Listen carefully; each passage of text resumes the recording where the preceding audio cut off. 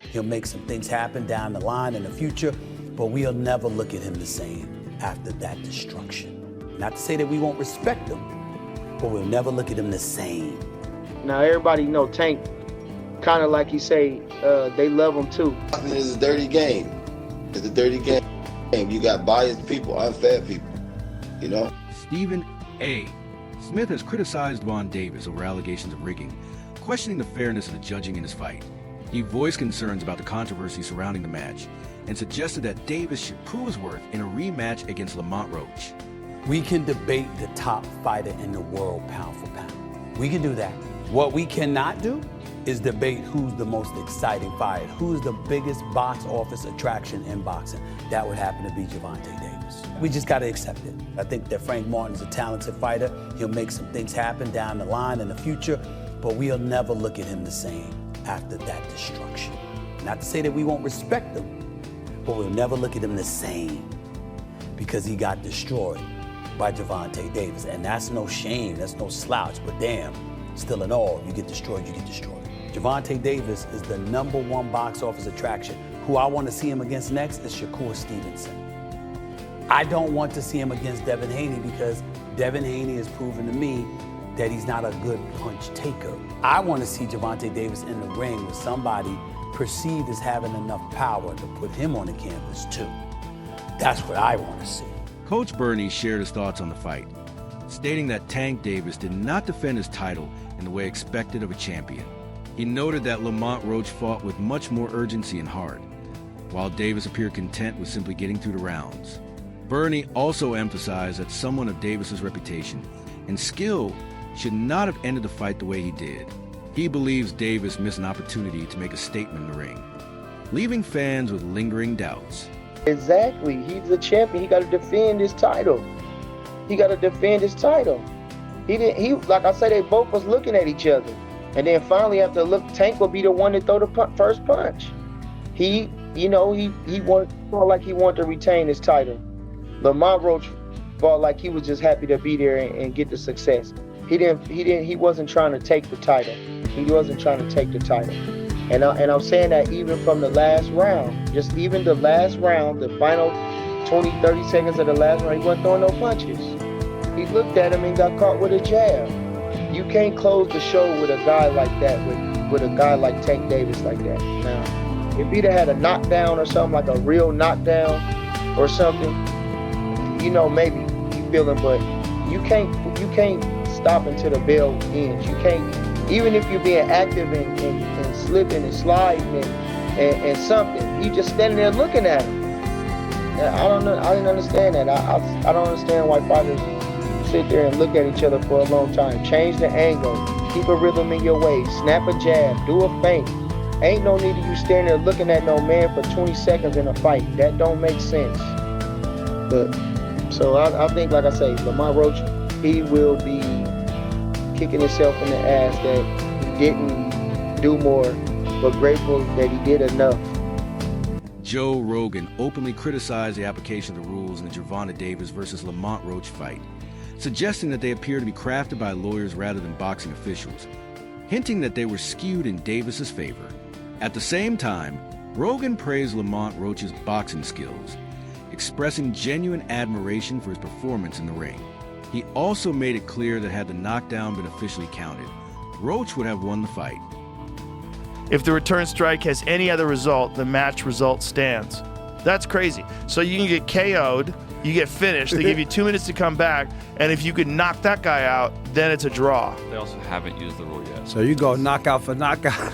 Boy, that rule looks like it's written by lawyers, doesn't it? Doesn't that rule look written by lawyers? So find out what's happening, because I think they were going to announce something today about Lamont Roach, Gervonta Davis decision on the knockdown. It was a very good fight, though.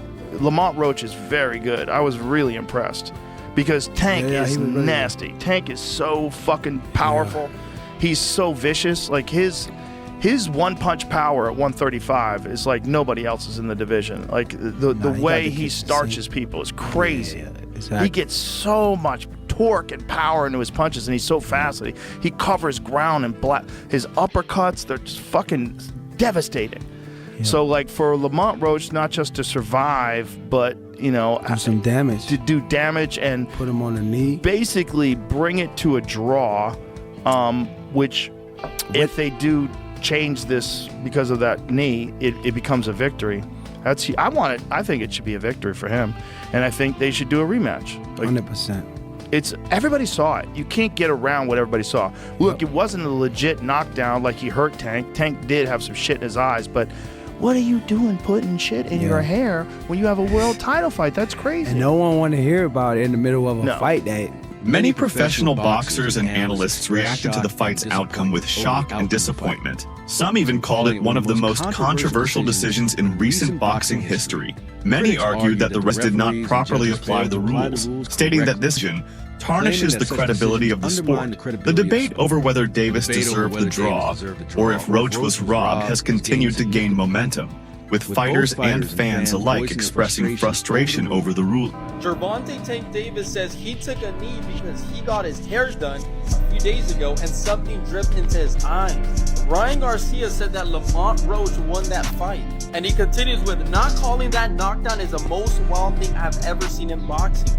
That type of stuff makes boxing look bad.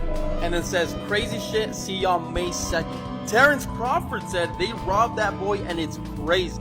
Roach won, and that should have been called the knockdown. Let's see what happens. Devin Haney says, I was waiting for the backflip.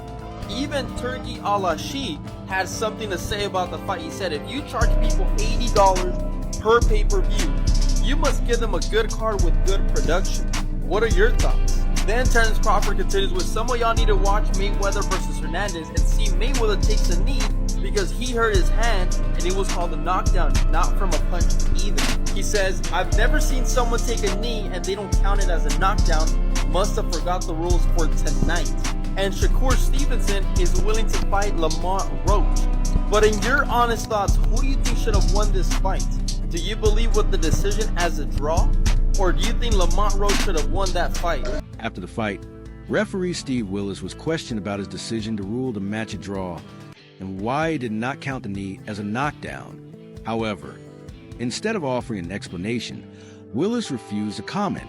His silence has only fueled further speculation about potential favoritism in the decision-making process. Fans and analysts are now questioning whether Davis was given an unfair advantage throughout the fight. What you was thinking when Tank did that when he took the knee? What you was thinking when he took the knee? I can't speak on that. Can't speak on that? Yes. He did some bullshit though? I can't speak on that. You have no personal opinion, nothing? Yeah, especially. Sports analysts Stephen A. Smith and Shannon Sharp reviewed the fight and both strongly believe that Lamont Roach had done enough to secure the win. While they acknowledged that Tank Davis landed some powerful and clean shots, they also pointed out that Roach responded with equal, if not harder, punches. According to them, Roach's resilience and ability to push Davis to his limits should have earned him a victory, rather than a controversial draw. Boxing experts have been scrutinizing the moment when Tank Davis took a knee during the fight, comparing it to past instances in boxing history where fighters voluntarily went down. In previous cases, when a fighter went to one knee without being knocked down by a punch, it was ruled as an official knockdown. This comparison has sparked further discussions about why the referee did not make the same ruling in Davis's case. Boom, that lands, and then two jabs after that. You see a jab on the eye. Tank Davis turns to the referee and kneels. Gentlemen, here in studio, fairly clear that knee touches, that's a knockdown. I don't know how else you can see it. And when people talk about the delay, well, there's a delay. We've seen much worse delay, especially on body shots. Someone takes a body shot, backs up, and it's several seconds, then they take a knee. And people take knees for all sorts of reasons. Sometimes you're under assault and you need a break. Yeah. It's all a knockdown. Jimmy, we've seen, if I think of fights in the past where voluntary knees have happened, you know, off of not one single moment or one single punch. You think of Mayweather against Carlos Famoso Hernandez, when he lands the punch and turns his back and takes a knee, he gets counted. You think of Miguel Cotto against Antonio Margarito, where, you know, it was under duress and he just took that knee. And of course, my compadre right here, Chris Algieri against Ruslan Provodnikov as well. It wasn't a particular shot. You feel something, you feel discomfort, you take a knee.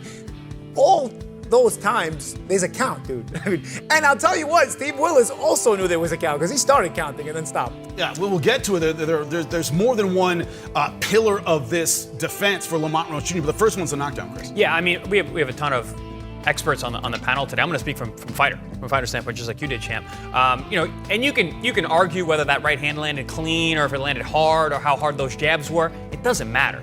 Champ, when you mentioned when I took that knee against Ruslan Pavanikov, I actually didn't get hit. I was still recovering from the last knockdown when my orbital was damaged, my eye was damaged, my vision was impaired. I gave ground so I would keep my opponent off me, and I still couldn't see, so I took a knee. Jack Rice, a respected referee in the boxing world, also shared his perspective on the fight. He explained that while referees have discretion in their decisions, they must apply the rules consistently. He emphasized that referees have a responsibility to enforce rules regarding knockdowns, fouls, and unsportsmanlike conduct. Rice's statement implies that the handling of the fight may not have aligned with standard boxing regulations. Let me just put out to you guys 3 rules of what a referee has to follow.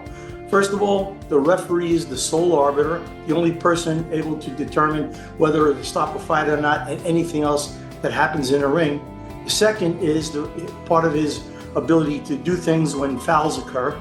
If a boxer fouls or acts in an unsportsmanlike manner during the bout or in between rounds, the referee should admonish or disqualify the offending boxer, depending upon the severity of the offense. And number 3, talks about penalizing and points. While warnings are generally preferred, the severity of a foul can warrant the immediate point deduction without any prior warnings. So now what gives a referee the ability to call what you guys are talking about as a knockdown, I don't know if you guys know, maybe you can tell me, if not, I'll surely tell you. You guys know what the description of a legal knockdown is?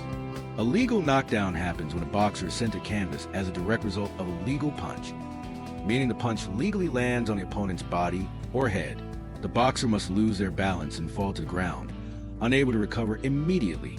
The referee then begins a 10-second count, and if the boxer is unable to rise or show that they can continue fighting within that time frame, the knockdown is confirmed. A knockdown cannot be the result of a slip, stumble, or other factors unrelated to being struck by a legal punch during the fight.